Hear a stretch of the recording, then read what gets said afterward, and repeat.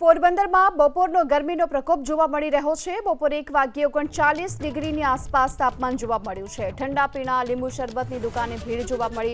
સૌરાષ્ટ્ર કચ્છમાં ગરમીનું red alert જાહેર કરવામાં આવ્યું છે।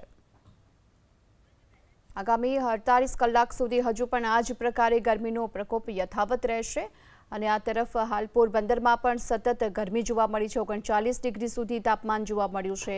કચ્છ સૌરાષ્ટ્રમાં ગરમીનું જોકે રેડ એલર્ટ જાહેર કરવામાં આવ્યું છે। આ 2 દિવસથી અત્યારના આપણે જોઈએ તો અત્યારના તાપમાનમાં બહુ વધારો આવ્યો છે। આજની તારીખમાં બહુ સારી છે તાપમાનમાં વધારો, અને જોવામાં જોઈએ તો અત્યારના માણસો ગરમીથી બચવા માટે શેરડીનો રસ પીવે છે, અને આજનું તાપમાન જોઈએ તો 40 ડિગ્રી જેવું પૂગી ગયું છે। કોલેજમાંથી ને બહુ એમ કહે છે કે માસ્ક પહેરીને જવું ને મફલર બાંધવું ને ત્યાંથી બહુ ગરમી પડી રહી છે, તો રસનો આનંદ લઈએ છે।